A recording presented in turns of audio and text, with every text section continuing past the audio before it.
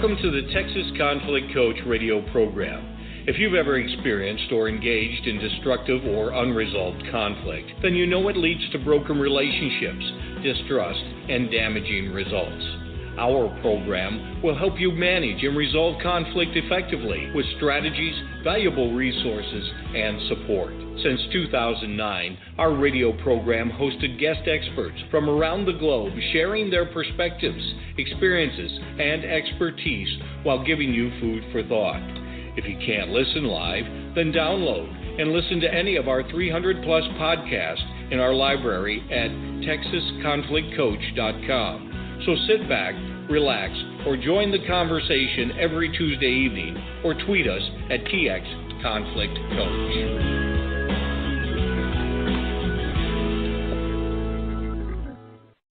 Parenting discipline decisions are sometimes among the toughest, but also some of the most critical that parents make.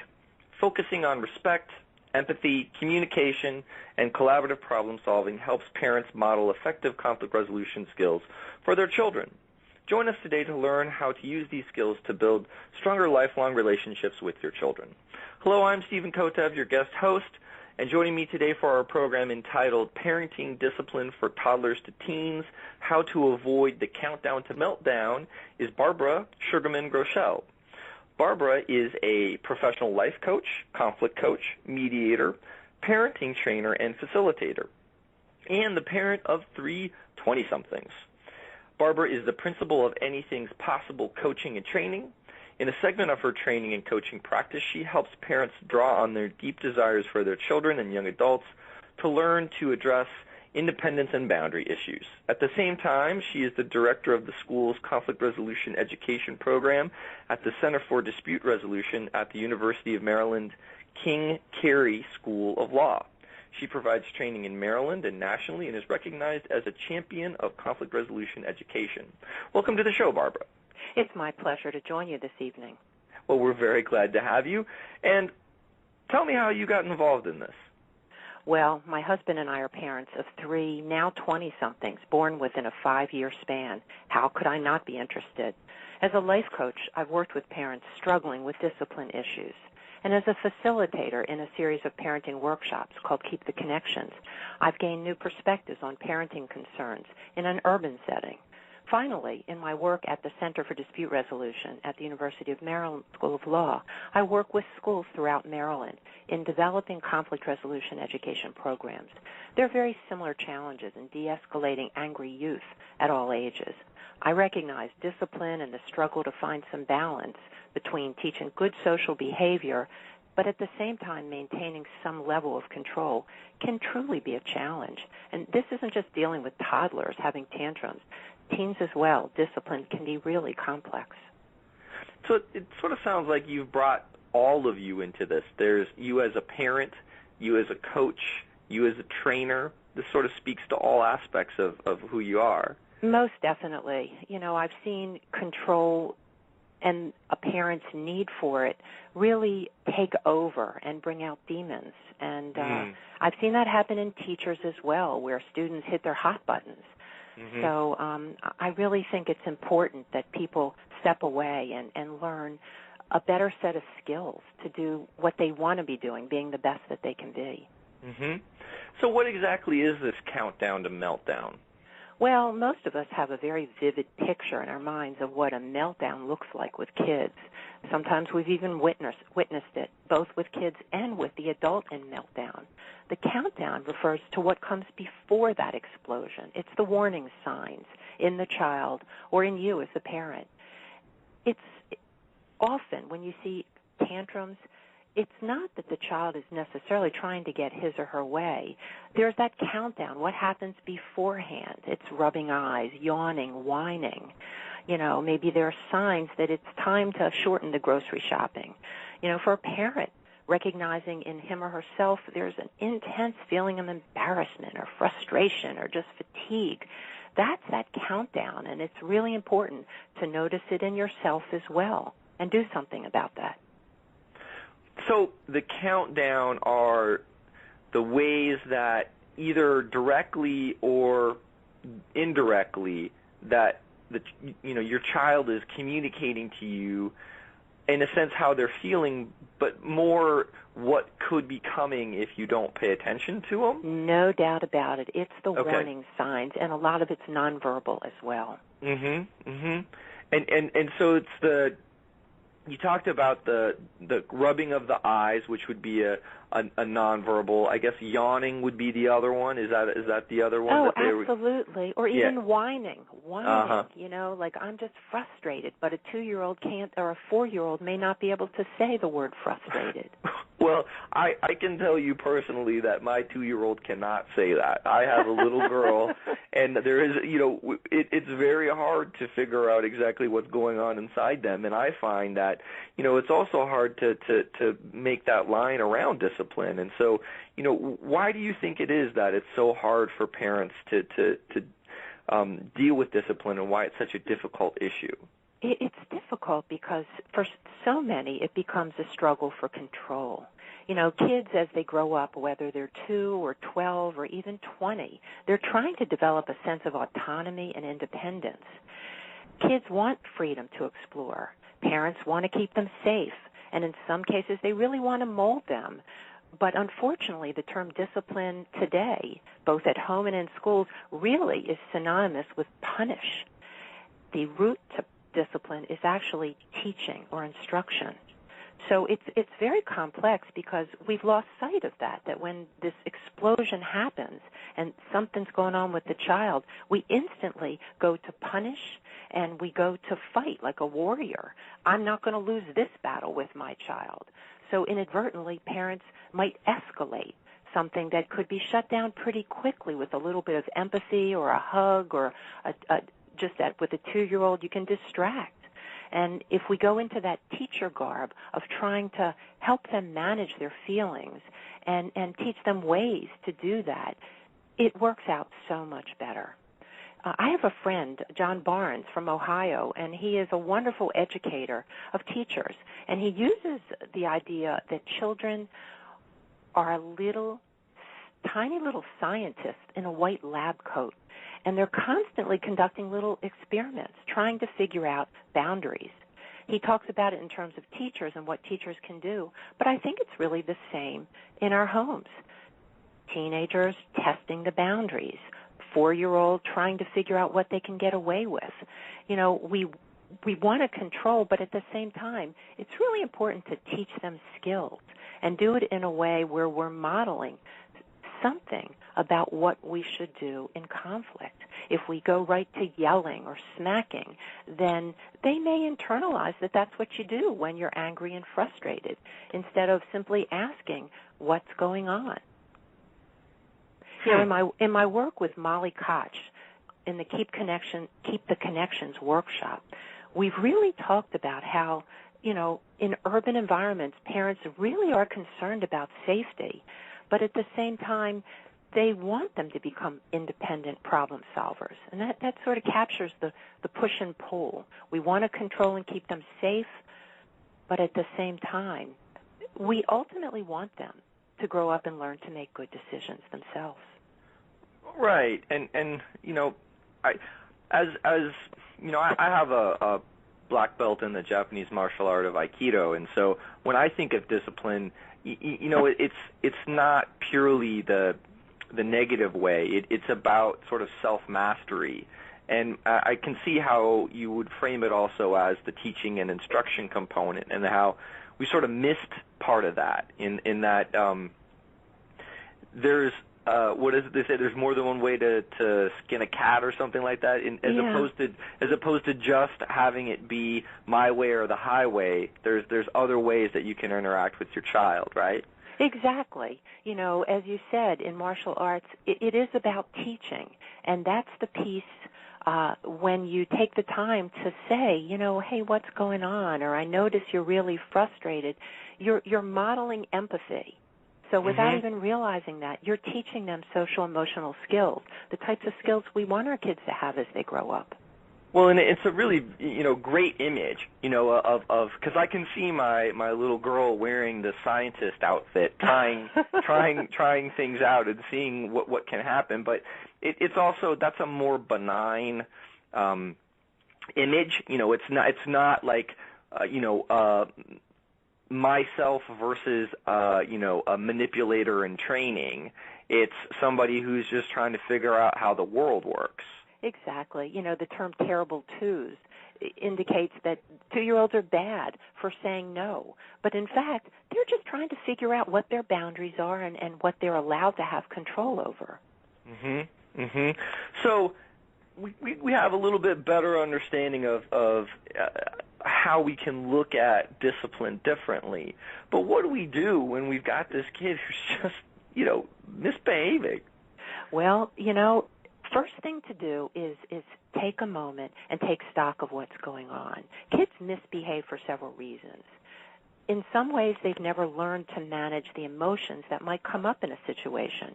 They've run out of tools, so they're starting to do something, whether it's having a fit, doing something you told them not to do. They may even be doing a tantrum to get what they want. We need to figure out what's going on, because if we take the action of they are bad, they're trying to manipulate every time, then we are shutting them down and sending that message that they aren't allowed to explore. Becoming alert to the differences yourself and noticing what's going on, trying to remain calm, try not to get so angry, because if you bring back that image of the scientist, he or she is testing you, they're not bad people. Take deep breaths. Remember, they're not out to get you. I don't have to get upset, too. I can manage my stress and focus on what I need to do. It may take a hug. It may be a little tickling. It may be you going, I'm so embarrassed. I need to go to my happy place, realize this moment will end, help my child go there. A child who has to be contained in an airplane. Get a conversation going. What makes you happy? Let's think about that. What's a puppy look like? What do you think about popsicles? At home, it may be a timeout. Sometimes getting a child into a space out of your presence, the audience is gone, and maybe he or she can learn self-calming. And as they get older, it's very important to model talking through it. I understand you're upset. I know you really want to stay at your friend's house. You're teaching. You're putting into words feelings, and you're validating their feelings. One or two other good ones is letting them write their way to it as they're older. Let them journal when they're teenagers upset with you. Let them go off and play music loudly. Offer rewards. And I'm not saying monetary. It can be an extra bedtime story. I know it was hard the other day in the grocery store. We need to make 2 stops. I think you're going to do great, and I think if you do that, we're going to do 2 bedtime stories tonight. Or maybe on Thursday, we're going to do a movie night, special time. You'll survive it, and you can really teach them a lot in the process. Well, I want to go back to sort of what you were saying in the first part of your response, that they're trying to manage their emotions and they just don't know how to manage it. Is that really what you see the source of a lot of the misbehavior being? It depends on your child, and if you're not sure, get to know them. Sometimes it may be that they're just frustrated. Teens, they may be upset about something going on that you don't even know about. So build that pathway of communication and let them know in open-ended questions, not like, why did you do that? Why did you get suspended, in a mean, angry voice? But like, what's going on in English? You seem to really be having problems with that teacher. Or a 10-year-old, I noticed, you started crying at practice the other day. What's going on? And help them figure it out themselves. If, in fact, you feel you're being manipulated, don't reward them for it. Set them, give them a space. Let them know how you're feeling and be really honest about it, and set up certain expectations. And then give them the space to grow into it. Support them in that rather than always just simply punishing them. Well, does this correspond to the concept of emotional intelligence? Without a doubt. That's what we're really talking about here. Teaching children some emotional intelligence.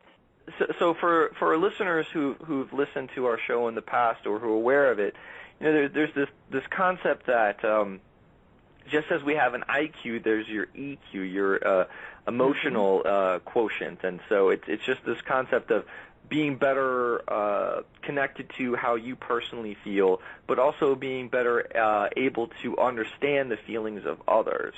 It sounds like the children, in a sense, are developing this ability, and part of our job as a parent can be to help them learn as opposed to just constantly reinforcing that they're doing it wrong. And that's really an important role for parents. You know, as I mentioned, I do lots of work with schools, and I hear from counselors, teachers, and administrators that kids don't know how to deal with their feelings. So you have fights breaking out left and right, boys, girls, you know, big groups of girls, because they don't have the skills to say, hey, that really wasn't cool when such and such happened. So we get a chance to teach them that from the earliest age. Great. Well, I want to remind our listeners that they're listening to the Texas Conflict Coach Blog Talk radio program with your guest host, Stephen Kotev. As part of our Family Conflict series, I'm joined by Barbara Sugarman Grochal, and we are discussing parenting discipline for toddlers to teens, how to avoid the countdown to meltdown. So, Barbara, how can parents handle the challenging child, one who's prone to being explosive and maybe possibly even somewhat autistic or on the autism spectrum? You know, there's a model that I think is really worth looking at. Ross Greene lays it out in his book, The Explosive Child, and he's got information on the Internet as well. And he has a model he calls collaborative problem solving. He believes that children become challenging not because they're necessarily manipulative or unmotivated or limit testing, but in fact because they lack the skills not to be challenging, and that if they did have the skills, they would not be challenging because kids want to be good. They want to do well. And in many cases, they lack those skills for frustration tolerance, anger management, problem solving. It's really important as parents to realize that challenging kids are not always challenging, but under certain situations. So as parents, we need to put our own lab coats on and figure out when they are challenging. When do we keep seeing these explosions or these conflicts and problems? When does a situation require more flexibility? When are their skills really showing that they're lacking? And when you figure out what skills your child is lacking, stop accepting blame from others that you as the parent are the problem. Instead, Dr. Greene proposes there's an assessment that you can use of his or you could do your own and identify what are those unsolved problems. Where are certain skills clearly lacking? Get to know your child. And as you understand him or her better, you can actually predict certain outbursts. Is it homework? Is it transitions as you move from, say, TV to dinner or bedtime? Is it waking up in the morning or teeth brushing? And as you make this list, whether it's a list or a journal, you're going to start identifying patterns. Once you do that, you go to what he calls Plan B. You might choose 2 or 3, not necessarily in the middle of an explosion, but after things have settled down. And sit down and start working on that. You know, I know that mornings are really tough for you. Let's figure out a way to make it easier. What do you think would make it easier so that we're not late for school every day? And you can actually work together and develop a plan so that the child is actually participating in the solutions and hopefully buying in. You know, there are certain kids who really cross into special needs, and punishing them is not going to do any good. There will be meltdowns and tantrums, and you know that. Punishing in the classic sense is really only going to create more distance between you and your child. So instead, if you focus on figuring it out and predicting and then developing some plans to prevent, you're going to help that child learn, as you said, stronger skills, learning that it's okay to be angry, but here's what we can do to do better around it and how we can do to address it after the fact. Because as I'm listening to you, this makes me think of the fact that your child may actually be able to do more than you think they can, or they actually they're more of a resource than you may give them credit for, because the example you said of talking to them and saying, okay, it looks like you're having a hard time, whatever, in English class, getting up in the morning, whatever, and asking them, okay, well, what do you think we can do to make it better, is very much putting the kids front and center in helping figure out how to fix it. That's fairly different from, I'm the parent and I know how everything should be done. You're right. It's very different, but it really works. And, for parents listening, just try it. Try it and see what happens, and you may be so surprised that there's something that your child knows about the problem that will lead him or her to reach solutions that you wouldn't have even considered. So not only have you resolved the problem and helped him or her learn, but you have taught that child problem-solving skills for the future. Well, and that's really fantastic advice, and that's one of the reasons why I'm very excited about being part of this radio program is to give folks these, very hands-on suggestions. So what about siblings and sibling rivalry? This is, it's hand in hand. So what happens here? Well, that's one that's very near and dear to my heart. I'm one of 4 kids, and when I was growing up, my older brother and I did lots of verbal fighting. It wasn't physical. My mother infuriated me because she sent us both to the corner or to our bedrooms. And I was thinking, this is so unfair. So I'd sit down and think of ways to get even with him. 20 years later, I realized that maybe what she did made sense because it gave us a chance to de-escalate. It never became physical. We cooled down, and she didn't take sides. I find myself years later modeling my mother's calm, quiet voice. In effect, we were put in time out, and maybe that's an okay thing to do. As I mentioned, I have 3 kids, and when the boys were younger, primarily teen and preteen, they fought, not physical, but verbally on hot buttons all the time, and it drove me nuts. And as I was trained in mediation about 12 years ago, one day I said, that's it, who wants to try a mediation? And I explained to them that I could be their neutral and I wouldn't tell them what to do. I would not take either side, but we could hopefully you could each understand each other better. It worked like a charm. And a few weeks later, my younger son said, can we do this again? You don't have to be a mediator to do this, but it really was an amazing opportunity to simply help 2 sparring siblings understand each other by using some open-ended questions and getting them to talk about it. Talking about conflict is a great skill that I think we all want our kids to have. Well, and that's one of the reasons we have a whole bunch of shows available, prior shows available that folks can listen to if they're interested in learning more about mediation. It just seems like in the most simplest sense, what you decided to do was take off your parent hat, and in a sense, it was still there, but you decided to play the role of communicator and say, okay, I'm going to be here and I'm going to let you guys talk to each other and be able to do it in a way that is different than the verbal back and forth, the angry banter back and forth that you had, and try to talk about things in a different way. Is that right? Exactly. Mm-hmm. And in my work at CDRM, the Center for Dispute Resolution, I do a lot of work with peer mediation.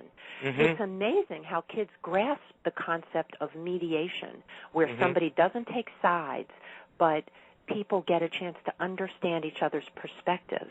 And when they do, and they're provided that open, safe space to, okay, so now how do you think you guys can resolve this? It's amazing how they all of a sudden have lots of really constructive ideas. Yeah. So as we're getting older, what other advice do you have for adolescents? We've done a great job talking about toddlers. We've talked about some, potentially special needs issues, siblings. So now we've talked about toddlers. Let's talk about teens. Teens are tough. I think most of us recall being an adolescent is really difficult. And And honestly, today with the Internet, it can be even tougher. Kids, are getting bombarded 24/7 through their, electronics. Kids really need a safe harbor. They need parents who are reliable, who will hear them out, love them, even if at times we may need to dole out some consequences around some bad decisions, but we don't want to shut them down. We can explain, hey, that wasn't okay. Can you tell me a little bit about what's going on? And you might be surprised to learn. You might still need to go into something of a punish consequences, but they're not bad kids. They're just learning.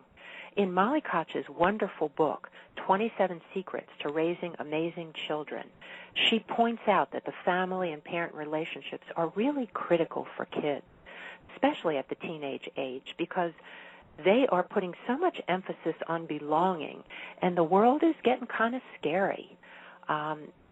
Sometimes parents tend to nag their kids, and nagging can be humiliating, and it can actually demotivate or push an adolescent away.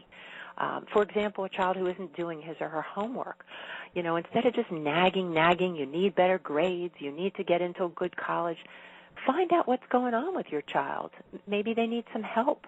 Maybe some understanding may get you to a better place. Okay.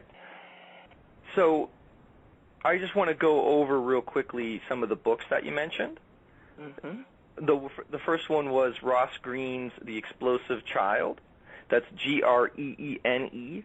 And then the one that you just recently mentioned here is 27 Ways to... It's actually 27 Secrets. Secrets to Raising Amazing Children by Molly Koch, Koch.